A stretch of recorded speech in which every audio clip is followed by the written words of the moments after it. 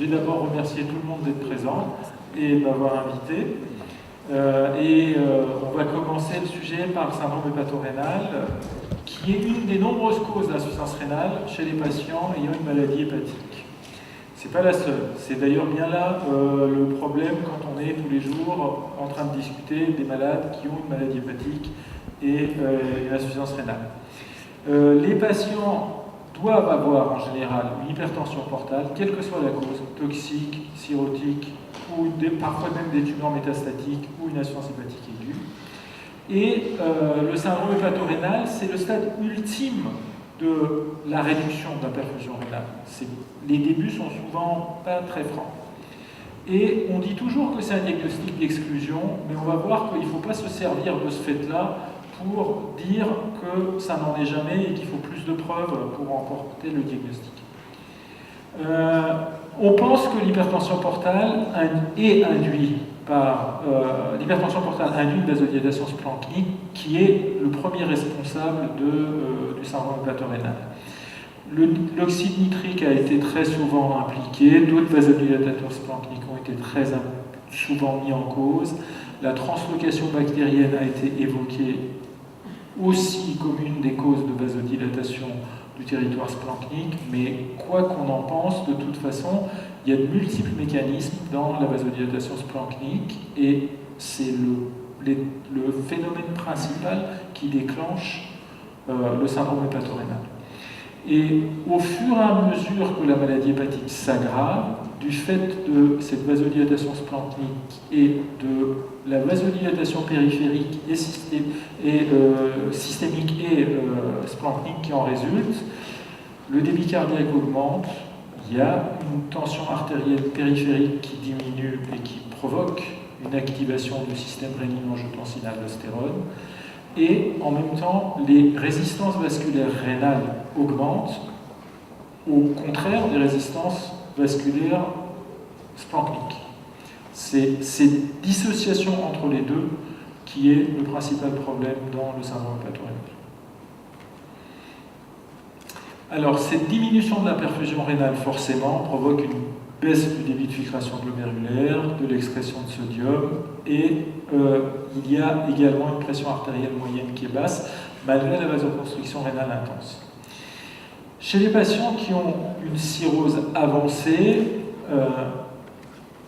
les analogues de vasopressine corrigent partiellement les défauts que je viens de vous décrire, en provoquant une augmentation de la pression artérielle moyenne, une réduction de l'activité rénine plasmatique, une réduction de la noradrénaline plasmatique, qui est le reflet du tonus sympathique endogène, et ça peut augmenter le débit sanguin rénal à un degré modéré. On va voir un petit peu des choses dans ce sens-là. C'est quelque chose de peu connu, mais la clonidine est un alpha-2 agoniste qui diminue le tonus sympathique endogène. Et dans les stades précoces du syndrome hépatorénal, la clonidine diminue le tonus sympathique au niveau rénal et augmente la perfusion rénale. Et ça peut augmenter le débit de filtration glomérulaire de l'ordre de 25% dans les stades précoces de l'insuffisance rénale due à un syndrome hépatorénal. Le problème principal de cet effet de la clonidine, c'est que ça ne dure pas très longtemps et qu'au bout de quelques jours ou quelques semaines, cet effet est complètement perdu. Et il y a des gens qui ont proposé d'utiliser la clonidine en test avant d'embrayer sur quelque chose qui sont les shunts portosystémiques pour avoir le même effet. Et quand on enchaîne les deux, les shunts portosystémiques diminuent la fréquence des acides, 15% versus 73%, et diminuent la fréquence du syndrome hépatorénal. Mais leur problème, c'est que ça augmente la fréquence des encéphalopathies. Alors, pour porter le diagnostic du syndrome hépatorénal, il faut une augmentation progressive de la créatinine, il faut une protéinurie nulle ou minime, une faible concentration de sodium dans les urines, et une oligurie qui peut être en partie influencée par les diurétiques. Mais il faut l'ensemble de ces arguments. Protéinurie nulle, hématurie nulle, augmentation progressive de la créatinine et des signes d'hypoperfusion rénale. Alors moi je ne fais pas partie des gens qui aiment les classifications, puisque le syndrome hépatorénal, on sait à peu près ce que c'est. Les classifications servent à dire quel malade rentre dans des statistiques X ou Y, mais dans la vie de tous les jours, ça n'a pas forcément énormément d'intérêt. Mais selon la rapidité de déclin, ces deux stades-là, ces deux types de syndrome hépatorénal ont été proposés. Le type 1 se caractérisant par quelque chose de plus intense et plus rapide, créatinine multipliée par 2 pour devenir supérieur à 221 micromoles par litre en moins de 2 semaines, ou le type 2 qui est quelque chose de moins intense, plus progressif, moins sévère, qui s'associe souvent à de l'acide réfractaire. Alors, l'élément qui est l'élément perturbateur, c'est qu'il y a souvent des facteurs de précipitation dans le syndrome hépatorénal, qui peut être insidieux, mais dès qu'il y a une infection, malgré le fait que l'infection en lui-même peut donner une nécrose tubulaire aiguë, mais l'infection peut également donner l'aggravation et l'accentuation du syndrome hépatorénal de manière définitive. Ou un saignement gastro-intestinal, ça peut faire à peu près la même chose. La péritonite bactérienne spontanée de l'acide, par exemple, ça peut précipiter le syndrome hépatorénal. Et dans la vie de tous les jours, quand on a une infection du liquide d'acide chez un malade qui a une cirrhose, la discussion en permanence au lit du malade, c'est est-ce que c'est une nécrose tubulaire aiguë ou est-ce que c'est un syndrome hépatorénal. La biologie en général donne quelques arguments derrière. Les diurétiques peuvent être un facteur aggravant, puisque l'azotémie induite par les diurétiques doit en général s'améliorer avec l'arrêt du traitement et la répression liquidienne, alors que le syndrome hépatorénal, tout au contraire, continue de s'aggraver malgré le remplissage vasculaire et malgré l'arrêt des diurétiques. Autre élément particulier chez ces patients, c'est que dans le syndrome hépatorénal, l'urée et la créatinine ne sont pas forcément des bons reflets de la fonction rénale réelle, parce que la créatinine est perturbée par la masse musculaire en général faible de ces patients, et l'urée est perturbée par le fait que la production d'urée est éminemment variable chez ces malades, d'une part parce qu'ils ont une maladie hépatique, d'autre part parce que l'apport protéique peut être relativement faible chez ces malades, mais d'un autre côté, s'ils ont une hémorragie digestive, l'hémorragie digestive et la digestion de l'hémorragie digestive peut augmenter le rapport urée sur créatinine dans le sang et donner une impression d'hypoperfusion rénale par insuffisance rénale pré-rénale. Si les apports protéiques sont suffisants, par contre, et qu'on a une hypoperfusion rénale par authentique syndrome hépatorénal, on peut également avoir une augmentation du rapport urée sur créatinine. Donc, les indicateurs sériques sont très variables dans un sens ou dans l'autre dans cette pathologie. Et il faut un peu de recul avant d'avoir l'élément définitif. Alors, le diagnostic est clinique, il n'y a aucun test spécifique, et c'est un diagnostic d'exclusion, ça veut dire qu'il faut de manière raisonnable écarter les autres pathologies, de manière raisonnable. Pas forcément aller chercher des choses exceptionnelles et dans tous les coins. Moi, régulièrement, on me dit c'est un diagnostic d'exclusion, il faut absolument éliminer toutes les autres causes. Et dans le service, je réponds, la seule manière d'exclure toutes les autres causes, c'est l'autopsie. Donc, les critères de diagnostic suivants ont été proposés. Une maladie hépatique chronique ou aiguë avec de l'hypertension portale, une augmentation de la créatinine d'au moins 27 micromoles par litre, l'absence d'autres causes raisonnables, comme un choc, des néphrotoxiques, ou une obstruction rénale, ou une échographie montrant qu'il y a une autre pathologie rénale, avec l'absence d'hématurie, l'absence de protéinurie, et alors ça c'est un des critères qui sont proposés et qui sont régulièrement appliqués, l'absence d'amélioration à l'arrêt des diurétiques et une expansion volémique qui se fait par albumine. Alors dans les recommandations actuelles, nous sommes à 1 g par kilo de poids corporel par jour, pas plus de 100 g pendant au moins 2 jours.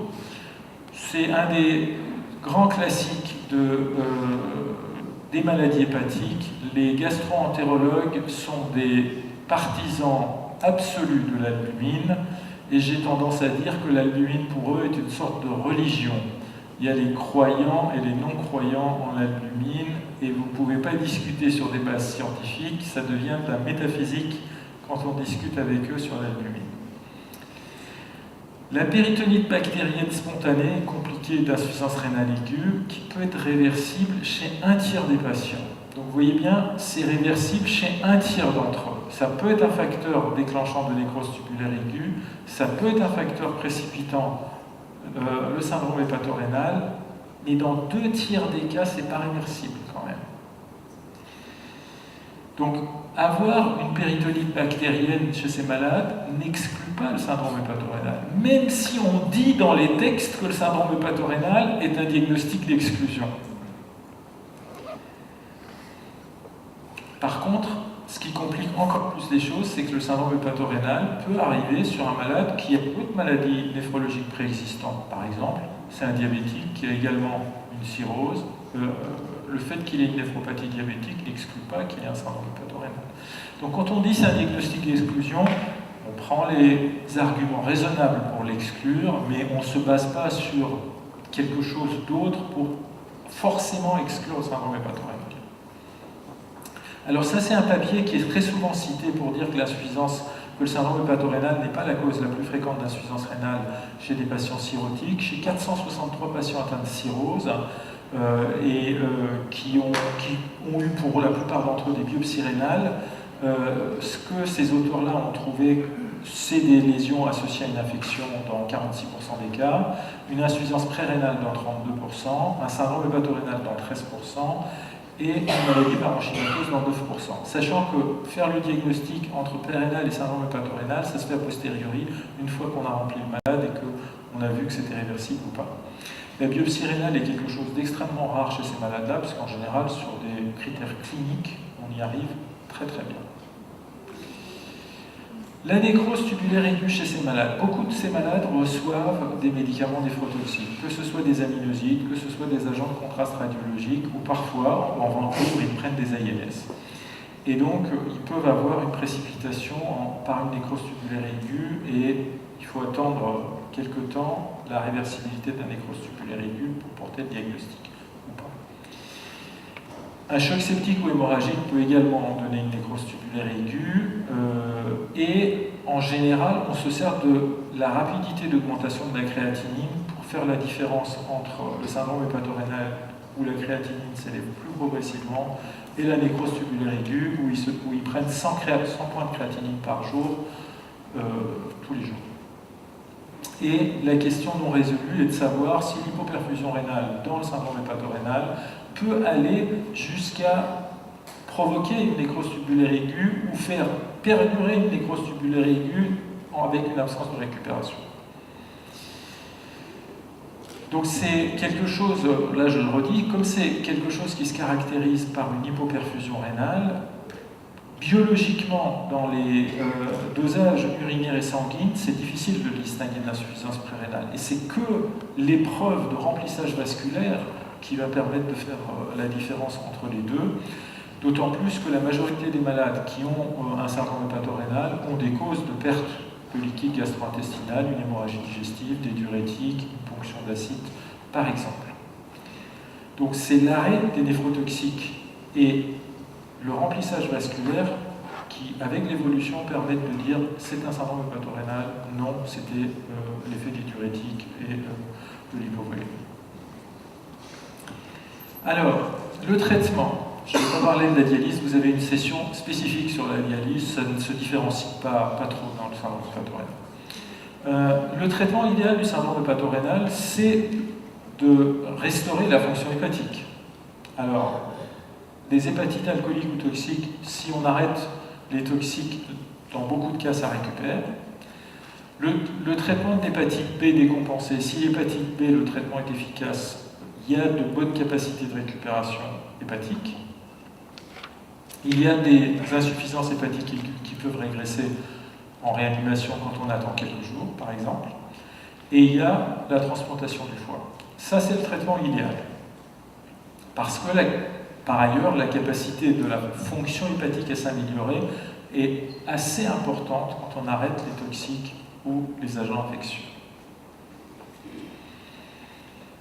Quand l'amélioration de la fonction hépatique n'est pas possible, quel est le traitement qu'on applique? C'est un vasopresseur plus albumine. Alors, en milieu de réanimation, c'est la noradrénaline. Hors milieu de réanimation, il y a des alternatives que je vais vous citer. En général, on dit qu'il faut des vasopresseurs pour augmenter la pression artérielle de 10 à 15 mm de mercure, la moyenne, la pression artérielle moyenne. Et le même test que je vous ai déjà cité, l'albumine, au moins 2 jours, 1 g par kilo par jour, sans dépasser 100 g. Hors milieu de soins intensifs, les autres vasopresseurs, c'est la terlipressine la plupart du temps en Europe, 1 à 2 mg IV toutes les 4 à 6 heures, ou comme la terlipressine n'est pas disponible dans la majorité des pays anglo-saxons, aux États-Unis et dans les Amériques au sens large, eux ils utilisent la midodrine en comprimé associée à de l'octréotide par voie IV ou sous-cutanée. Ça nous arrive de l'utiliser également parce que l'avantage c'est que quand on veut se passer de voie veineuse, on peut donner en sous-cutané l'octréotide et en comprimé la midodrine, et c'est assez pratique pour certains patients qui ne supportent plus les perfusions. Et dans la phase initiale, il y a toujours l'albumine réglementaire de l'ensemble des solutions gastro-entérologiques. Alors, chez les patients qui sont bien sélectionnés et qui ne répondent pas au traitement médical, à l'évidence, baisser l'hypertension portale par un shunt portosystémique est efficace, diminue la fréquence du syndrome hépatorénal. Mais il y a de nombreuses complications, il ne faut pas oublier qu'il y a des injections de produits de contraste pendant qu'on le fait. Nous, on pense que la dialyse est surtout indiquée quand le syndrome hépatorénal n'est pas certain et qu'on pense qu'il y a une cause réversible, ou quand le patient est en attente d'une récupération du foie ou d'une greffe de foie. Parce que sur le syndrome hépatorénal, quand vous commencez la dialyse, en fait, vous finissez par la dialyse, il n'y a pas d'autre alternative, ça ne s'améliorera plus. Et c'est des malades qui sont en insuffisance hépatique extrêmement sévère, avec des durées de survie, quand ils en arrivent là, dues au syndrome hépatorénal, qui sont extrêmement faibles.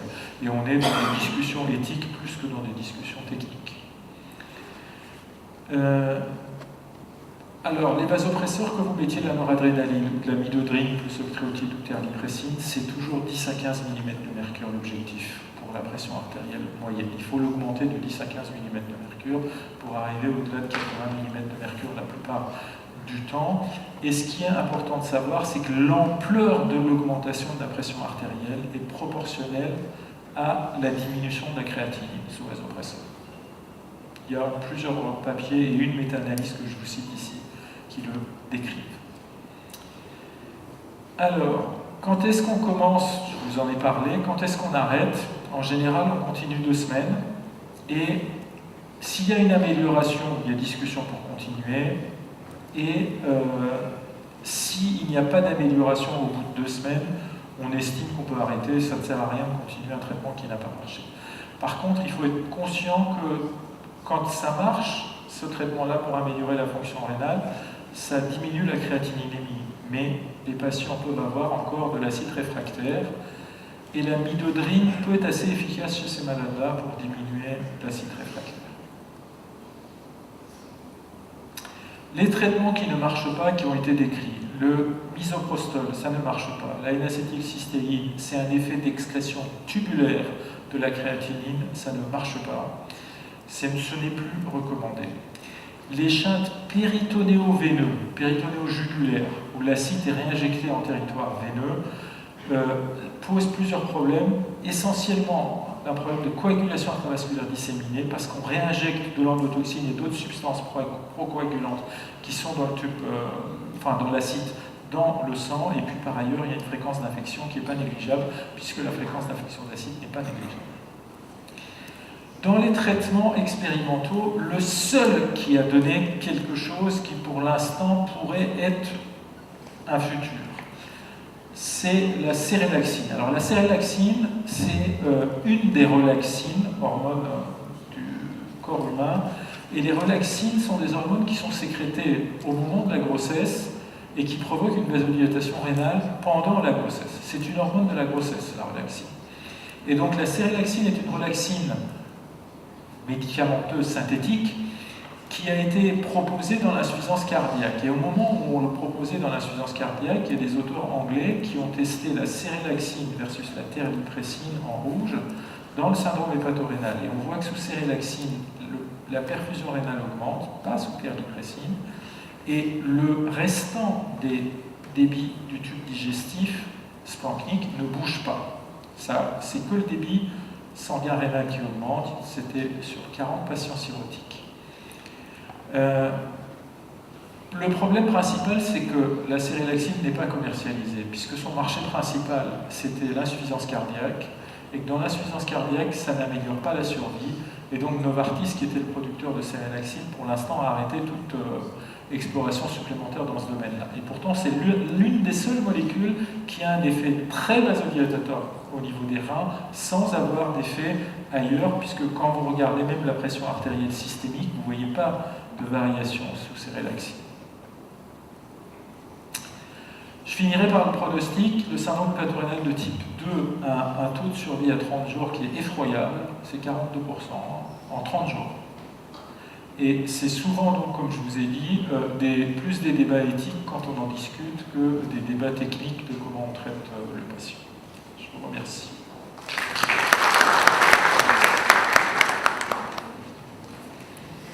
Merci beaucoup. Merci beaucoup. Donc, je pense, puisque les trois sujets sont un peu différents l'un de l'autre, peut-être se donner le temps de quelques questions. S'il y a des questions dans la salle. Je vais commencer puisque j'ai le micro, je vais commencer. Vous paraissez pas très convaincu par le remplissage par l'albumine ou la discussion avec les gastros. Est-ce que vous avez une solution de rechange éventuellement? Alors, moi je me base, sur les remplissages alternatifs, cristalloïdes versus albumine, il n'y a pas d'études réellement randomisées, bien faites dans ce domaine-là. Les seules études qu'on a sont des études générales sur l'hypovolémie albumine versus cristalloïde. Ces études-là, que ce soit dans la population générale ou dans la population septique, sont négatives et on n'a qu'une étude bien faite actuellement chez les cirrhotiques de supplémentation par l'albumine versus pas d'albumine, mais rien d'autre, c'est juste albumine, rien d'autre, qui est une étude récente italienne multicentrique qui montre où les patients sont suppléés par l'albumine de manière chronique. Alors, toutes les semaines, pendant à vie. Et les courbes de survie se détachent à 3 mois. Pas en période aiguë. À 3 mois. Donc, l'effet aigu de l'albumine versus d'autres remplissages, moi je fais partie des gens qui pensent qu'on n'a pas de preuves suffisantes dans ce domaine-là.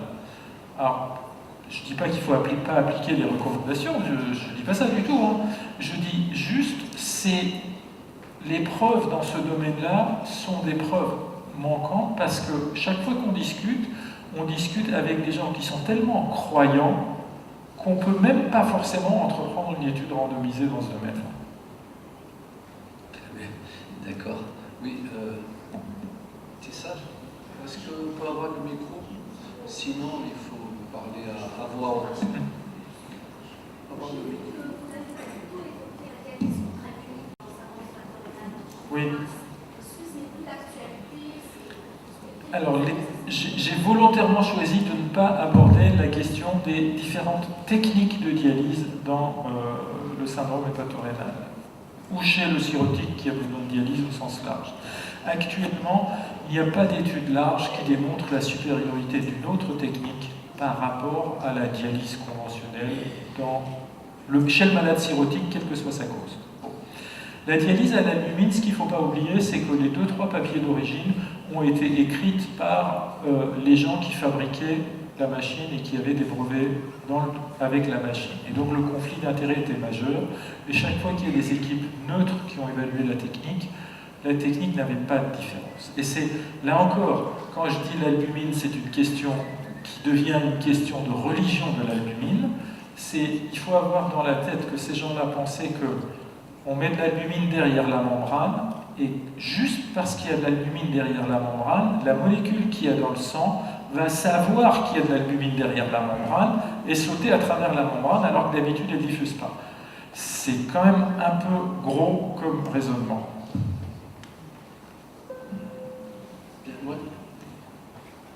Oui, c'est fatigué. Quelle est la place de l'aldactone et des bêta-bloqueurs chez ces patients souvent ascétiques et porteurs de AVC? C'est l'hyperaldostéronisme. Ils ont tous un hyperaldostéronisme. Alors, l'aldactone, c'est plus souvent utilisé puisque c'est relativement efficace sur l'hyperaldostéronisme pour l'acide. Mais dans le syndrome hépatorénal, puisque le sujet c'est le syndrome hépatorénal, il n'y en a pas. C'est l'hypoperfusion rénale, donc l'aldactone ne change rien. Oui, c'est une dernière question.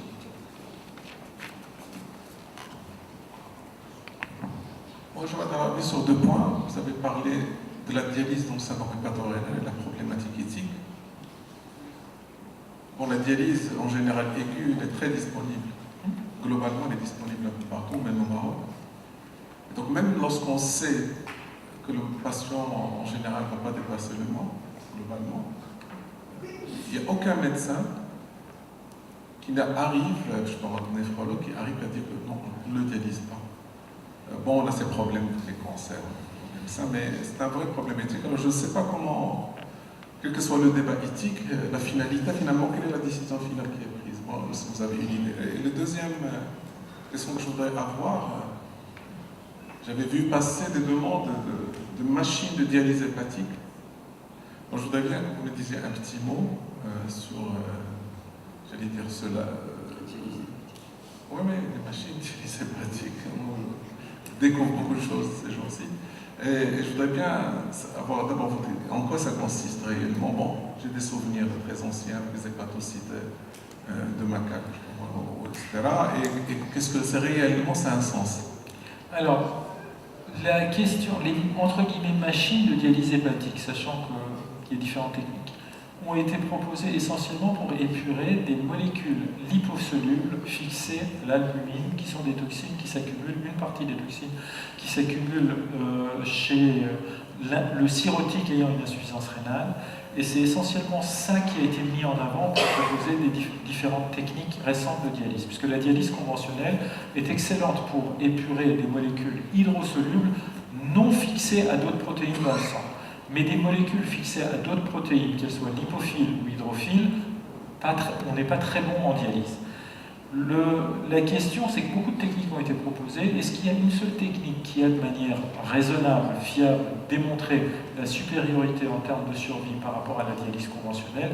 La réponse est non. Et je vais aller jusqu'à un peu plus loin. Moi, acheter ces machines, de l'argent pour mon service, je l'ai. Est-ce que je l'ai acheté? Non.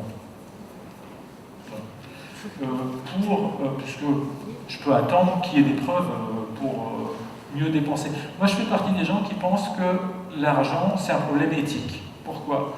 Parce que de toute façon, nos moyens sont limités. Quoi qu'on en dise, les besoins sont illimités, les moyens sont limités. Donc, je préfère les consacrer à des choses pour lesquelles j'ai des preuves. C'est juste un choix personnel. Pour la question de l'éthique sur la dialyse aiguë ou pas